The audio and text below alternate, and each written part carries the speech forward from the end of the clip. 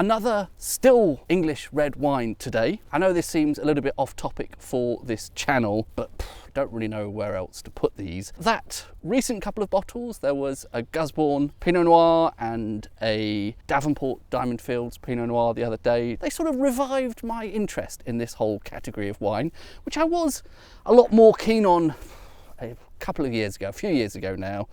And then that sort of just lay dormant for a bit. So that prompted me to put in another order with Davenport. I wanted to see what their current vintages of their still red Pinot Noir from Sussex were, and they in fact have 3 available. My old favourite vineyard, Diamond Fields, that's the one that I'd been buying for some number of years from Davenport. There is a 2022 vintage. That's what we're going to be trying today. Slight difference between this and the previous vintage that I tried. That was the 2018 the other day.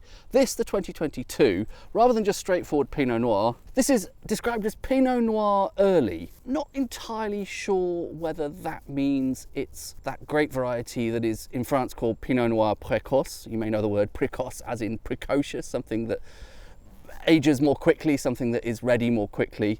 So there is a variant of Pinot Noir called Pinot Noir précoce. In Germany, as a weird aside, that's called Frühburgunder, and the word they use for regular Pinot Noir is Spätburgunder. So there's a nice early-late divide in the German naming conventions there. You're probably familiar with the word Früh from Frühstück, for breakfast, early meal, or whatever that translates as. I don't know if this is Pinot Noir Précoce or if it's just a particular clone of regular Pinot Noir that ripens early. That sounds like Pinot Noir Précoce to me. I've forgotten already the warning I'd given myself when I was opening the last bottle, that these tend to be quite thin glass, these bottles from Davenport. As I think I said before, it has its pros and it has its cons, I suppose.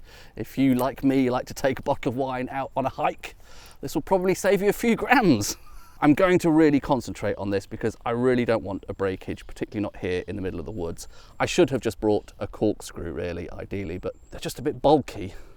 Somewhere I have a waiter's friend, but yeah, I can feel this is actually a bit tight. Yeah, I think in future, wine prong's really not the best suited for this. Besides anything else, it's just a really tight fit, the cork to the bottle. I think sometimes the winemakers just don't envisage you're going to be using wine prongs rather than a traditional corkscrew. So that would be my advice here, use a corkscrew for these. And the wine prongs are supposed to only strictly, this is going on far too long, isn't it? The wine prongs are supposed to be strictly only necessary when you're opening a very old cork. That's what they're there for. They're supposed to give you a better chance of getting the whole thing out intact when it's older and more likely to disintegrate. But for most bottles, I just find this more convenient now. I like how compact this thing is. Usually, for most bottles, the cork comes out very easily. I find it easier for most bottles than a corkscrew. In other news, I have also finally got myself, well, I say new stemware, but you'll notice there's no stems on them. So this is a company I'd actually heard of called Govino. I think these have had, reasonably good press. It's the same material again, it's Triton, but as I keep saying, I'm in a public park. I think it's just really irresponsible to be constantly bringing glass. I know I do now and again, but it's just all too easy to knock this off while you're prattling about, particularly filming, and break it and then leave broken glass on the floor. And I see people walking around barefoot. I wouldn't do it myself in this area. So I just think, bringing actual glasses is a little bit unfair to the other users of the space. So this is Triton. At the moment, it's new, so it's nice and clear. I have given this a wash with some soapy water. It's got this kind of interesting thumb notch on the side. And the fact that it doesn't have a stem, I have mixed feelings about it. Why don't I be pouring some wine while I'm endlessly babbling on here? For red wines, maybe that's just fine, but for sparkling, I do want to keep the whole thing chilled. And of course, contact with your hand directly on the bowl means you're potentially warming the wine up, aren't you? So I don't know, does that really make a big difference? It's just one of those old things people obsess about a bit. Anyway, I'm giving it a go. If I don't like it, I'll be probably buying something else in short order. Well, it's getting dark and dingy here in the woods, getting some holly in it there. And I would say that is, it's challenging in this lighting, but I would say that is a slightly darker colour than some of the other Diamond Fields Pinot Noirs I recall seeing from Davenport. Slightly darker, deeper colour. Still nice sort of glossy translucency to it, but yeah, a little bit deeper. On the nose, I would say initially I'm getting nice kind of juicy fruitiness, red berry fruit sort of fruit. What I'm not getting straight away is that classic sort of mentholy flavour I often seem to find in, I don't know again if this is just a facet of still red Pinot Noir in England or if it's something to do with just very youthful Pinot Noir.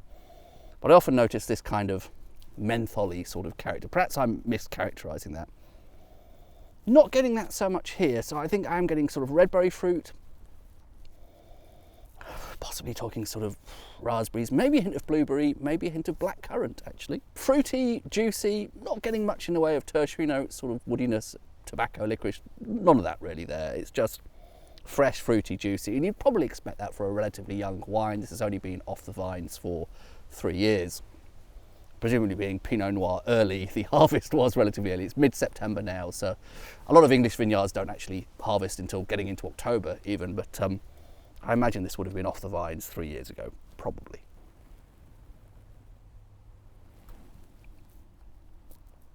Well, first sip, that has a bit more weight and body than I was expecting. Perhaps the colour here should have been a clue that that was coming. And I did notice some tannin on that first sip as well.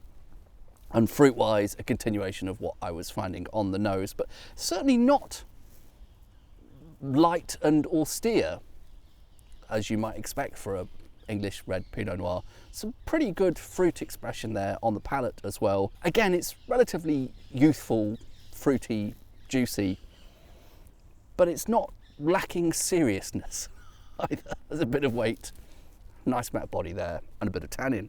The acidity is also pretty bold and pretty bright there.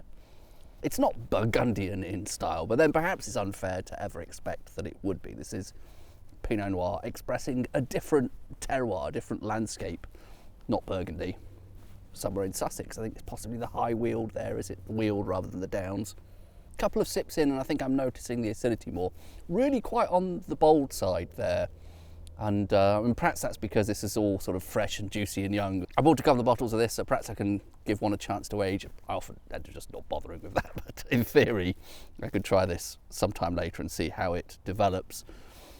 I would think that pretty bold acidity it has now suggests that it may have some aging potential, but who knows. I don't know if you're interested in any glass review as well. What I would say that's good about this, I like how it's nice and clear.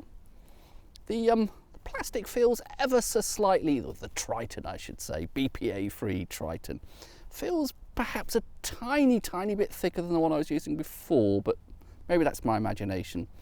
But it's nice to hold, nice and comfy, and that thumb notch, I do sort of see the point of that. It does make it very ergonomic, very nice to hold. One thing I'm not really enjoying about it at the moment is there's a little bit of a rough rim around the edge, perhaps with lots of washing that will eventually smooth down, but a little bit sort of, I can feel it on my top lip particularly, a little bit of a rough rim right now.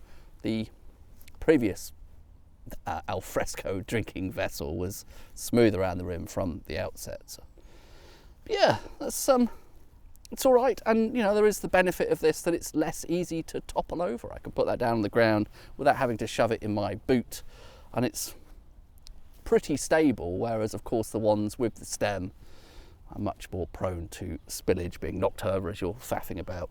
Any final thoughts on the wine then on this first glass? Pleasant, easy drinking, fruity, quite pure, obviously youthful, quite juicy, quite bold on the acidity, but nice fruit expression of, what have I said so far? Berry fruit, bit of blueberry. I thought I had some blackcurrant earlier. Maybe that's still there. I'm noticing that less on the palate, and it's perhaps more on the nose there. But I think overall that is just really pleasant. And you know, by English wine standards, English wine is always expensive because we just don't have the economy of scale yet for it to be sold at the sort of bargain basement prices that other countries with very established wine industries are able to do. And of course, cost of living is high in the UK, and you have to pay, as you should, all of your workers a decent wage and all that kind of stuff. So I think this comes in at something like £19 a bottle. I mean, internationally, I don't know, if you're the sort of person who is very open-minded about where you get your Pinot Noir from, you could obviously get some Pinot Noir from somewhere in the New World for a fraction of that, and it might be in a style that you prefer. Personally, I really like these sort of slightly cooler climate Pinot Noirs. It's really interesting for me, and I have a sort of more of a connection with it, given that it expresses some aspects of the English countryside, particularly the one I was drinking the other day, of this earlier vintage of this. A lot of sort of hedgerow fruit, very redolent of the English countryside. I love that. I think I'm getting a bit of a sense from this as well. It's obviously something quite different from Burgundy, but that is not bad. Not a bad start to this new round of vintages from Davenport. Well done, Will. I think that's very nicely made, very drinkable.